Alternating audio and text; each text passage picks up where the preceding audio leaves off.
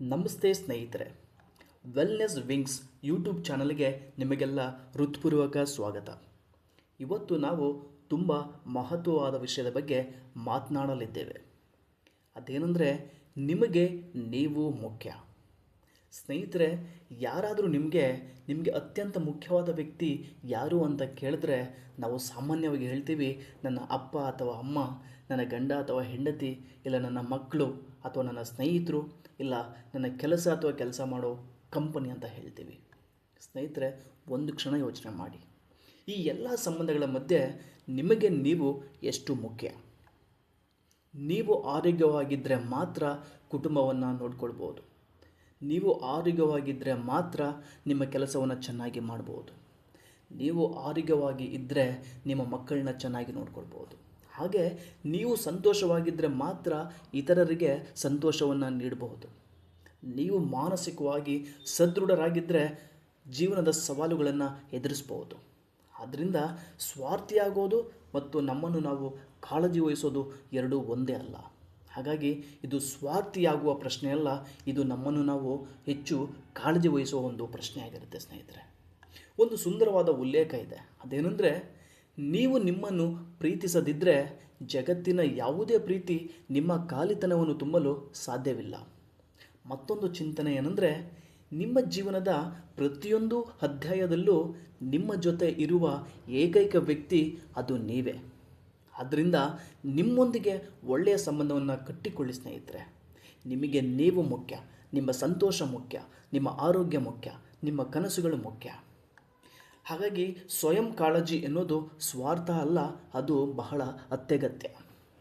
ಹಾಗಾಗಿ ಕೆಲವು ಸಣ್ಣ ಅಭ್ಯಾಸಗಳ ಮುಖಾಂತರ ನಮ್ಮನ್ನು ನಾವು ಹೆಚ್ಚು ಸ್ವಯಂ ಕಾಳಜಿಯನ್ನು ವಹಿಸ್ಬೋದು. ಉದಾಹರಣೆಗೆ, ಪ್ರತಿದಿನ ನಿಮಗಾಗಿ ಕೆಲವು ನಿಮಿಷಗಳನ್ನು ಮೀಸಲಿಡೋದು. ಸ್ನೇಹಿತರೆ, ಅಂದರೆ ನಾವು ಪ್ರತಿದಿನ ಕೆಲಸ ಮಾಡ್ತೀವಿ, ಫ್ಯಾಮಿಲಿ ಜೊತೆ ಸಮಯ ಕಳಿತೀವಿ, ಟಿ ವಿ ನೋಡ್ತೀವಿ, ನ್ಯೂಸ್ ನೋಡ್ತೀವಿ, ಮೊಬೈಲನ್ನು ನಾವು ನೋಡ್ತಾ ಇರ್ತೀವಿ. ಇದೆಲ್ಲ ಗೊಂದಲಗಳ ನಡುವೆ ನಿಮಗಾಗಿ ಕೆಲವು ನಿಮಿಷಗಳನ್ನು ಮೀಸಲಿಟ್ಟು ನಿಮ್ಮೊಂದಿಗೆ ಕೆಲವು ಸಮಯವನ್ನು ಕಳೆಯೋದು ಬಹಳ ಮುಖ್ಯ. ಸ್ನೇಹಿತರೆ, ಎರಡನೇದು ಧ್ಯಾನ ಅಥವಾ ಶಾಂತವಾಗಿ ಕುಳಿತುಕೊಳ್ಳುವಂಥ ಅಭ್ಯಾಸ. ನಿಮಗೆ ಸಾಧ್ಯವಾದಷ್ಟು ಸಮಯ ಒಬ್ಬರೇ ಕೂತ್ಕೊಳ್ಳಿ. ನಿಮ್ಮ ಮನಸ್ಸಲ್ಲಿ ಏನು ಆಗ್ತಿದೆ ಅಂತ ಅರ್ಥ ಮಾಡ್ಕೊಳ್ಳಿ.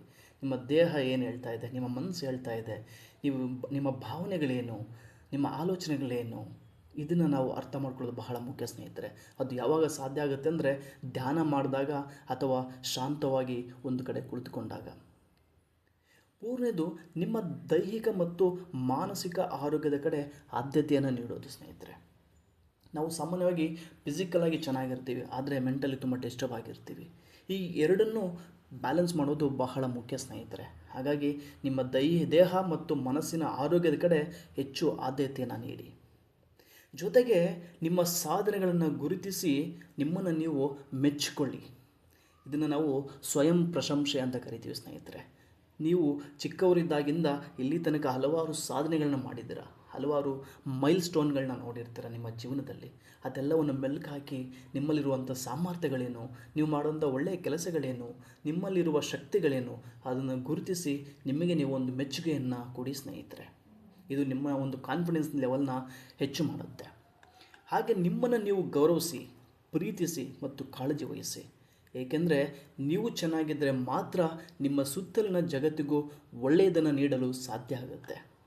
ಈ ವಿಡಿಯೋ ನಿಮಗೆ ಇಷ್ಟವಾದರೆ ಲೈಕ್ ಮಾಡಿ, ಶೇರ್ ಮಾಡಿ ಮತ್ತು ಇನ್ನಷ್ಟು ಜೀವನ ಕೌಶಲ್ಯ ಹಾಗೂ ಸ್ವ ಅಭಿವೃದ್ಧಿ ವಿಷಯಗಳಿಗಾಗಿ ವೆಲ್ನೆಸ್ ವಿಂಗ್ಸ್ ಚಾನಲ್ನ ಸಬ್ಸ್ಕ್ರೈಬ್ ಮಾಡಿ. ಸ್ನೇಹಿತರೆ, ಧನ್ಯವಾದಗಳು.